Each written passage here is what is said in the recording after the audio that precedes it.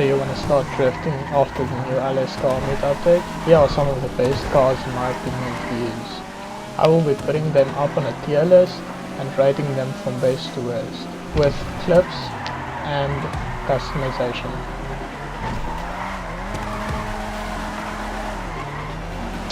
And if you enjoyed the video, please consider subscribing and liking. So the first car is the Futo GTX. I'm rating it in the S class because it's a very easy car to control and best suited for beginners. It can also handle some advanced techniques and it is very fun to just drive around with.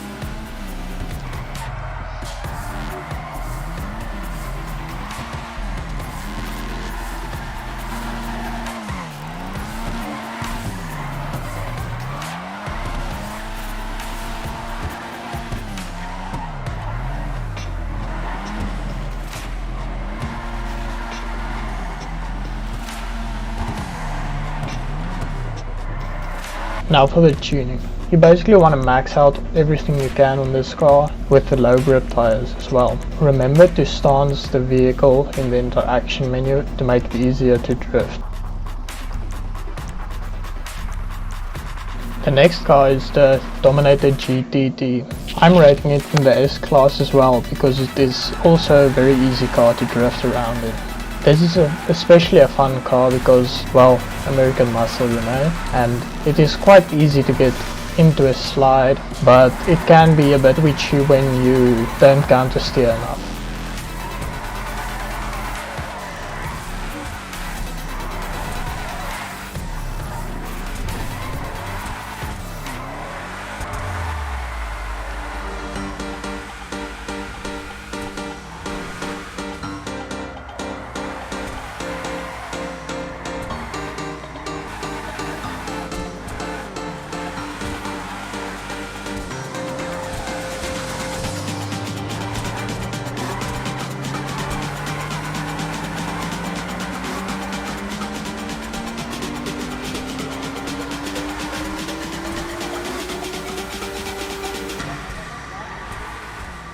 I was born to be free.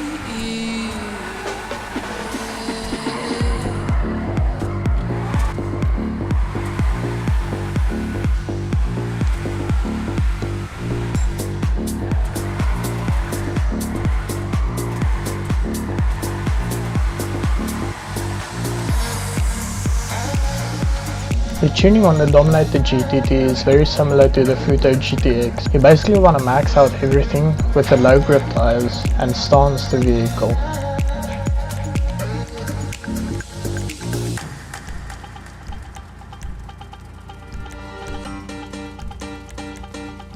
The next vehicle is Warner HKR, easily an S-Class vehicle. It is the easiest vehicle in my opinion to drift around in. It isn't very prone to oversteering or spinning out.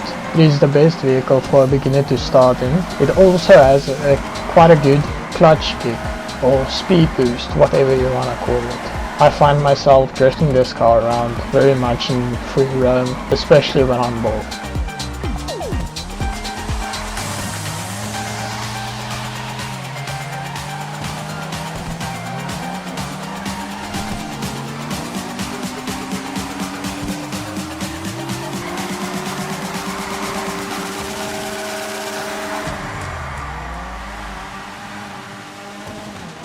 I was born to be free.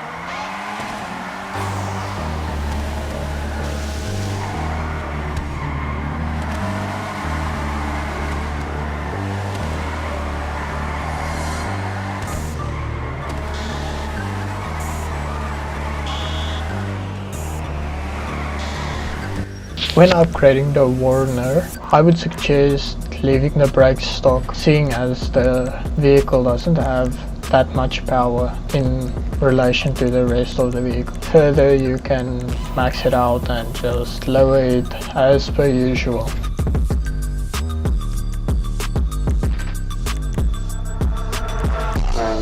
The next car on my list is the Jester RR. This is honestly not that good of a drift car, but it is driftable. It's quite twitchy on the turns and it is quite prone to oversteering and spinning out.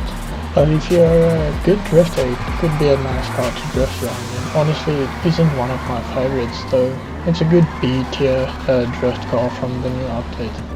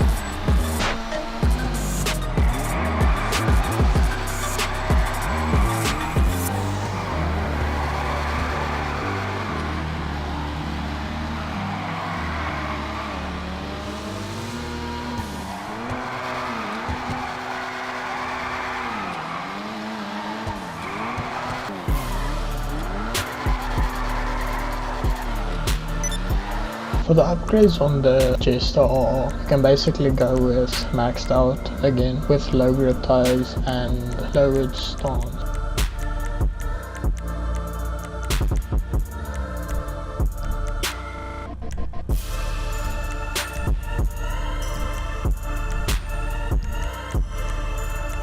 Next up is the ZR350. This is also a very hard car to drift. I would say it is more for experienced and expert level drifters. It is very prone to oversteering and spinning out. If you don't have the right upgrades on it, it is also very hard to drive.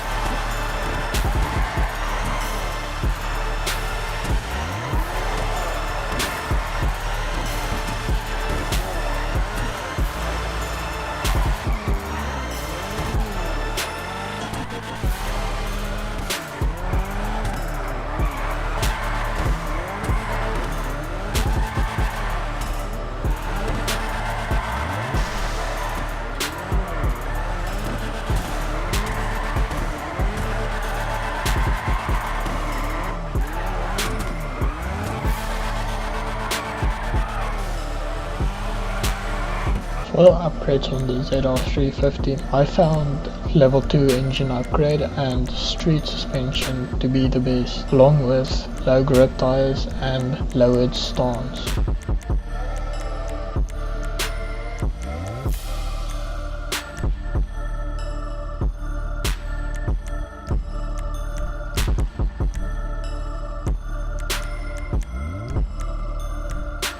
Next up is the Euro. This is also a very nice car to drift.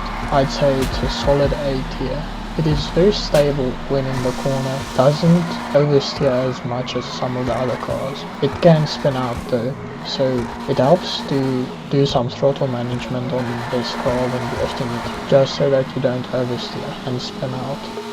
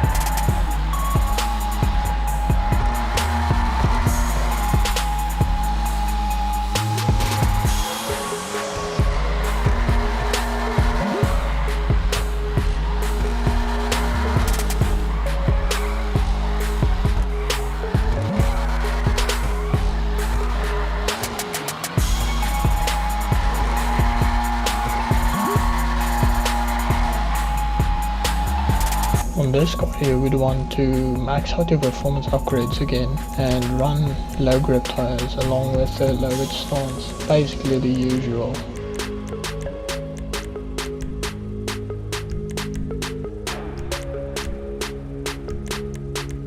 The third last car we're looking at is the Tailgater S. This is not really a drift car. It struggles to initiate the drift and it struggles to hold an angle. It doesn't spin out very much though. I believe all this is caused by all-wheel drive, which I believe this car has. So I wouldn't recommend trying to drift this car, even though it is possible.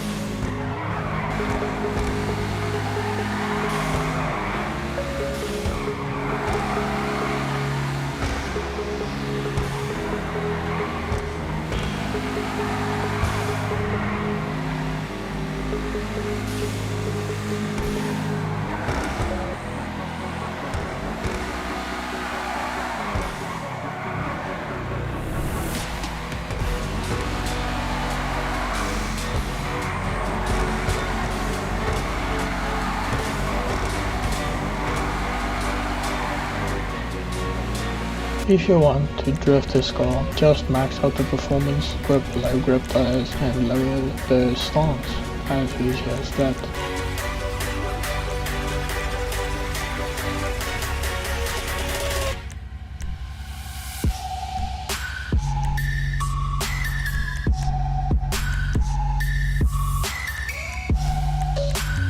The second to last car is the RT3000. This is more of an intermediate type of drift car. It is quite stable, but the steering is twitchy, so be careful with it.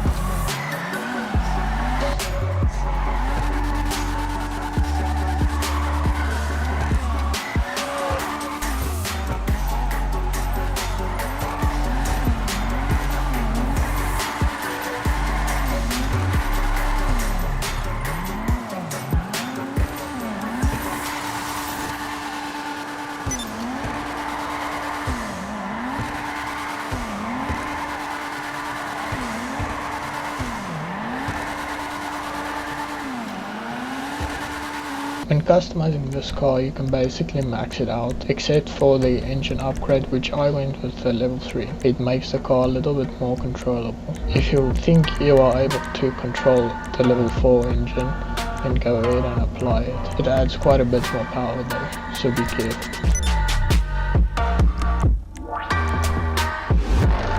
The final car is the Remus. Honestly, this is also one of the best drift cars in the game at the moment. It is very stable, it has a powerful clutch kick, it can hold drifts quite easily. It can oversteer a bit, but it's not too hard to manage. Honestly, this could also be an S tier car if you have enough skill for it. It is more of an intermediate type car.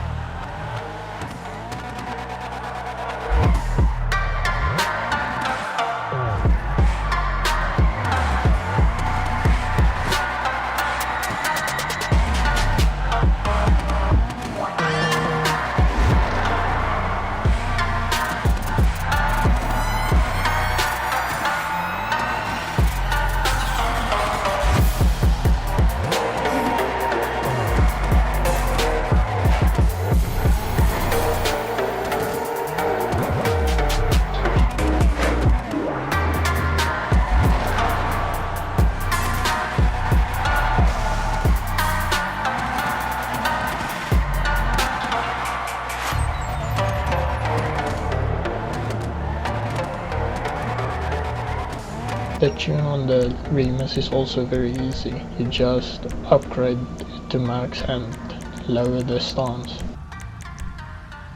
If you made it to the end of the video, please consider subscribing and liking the video.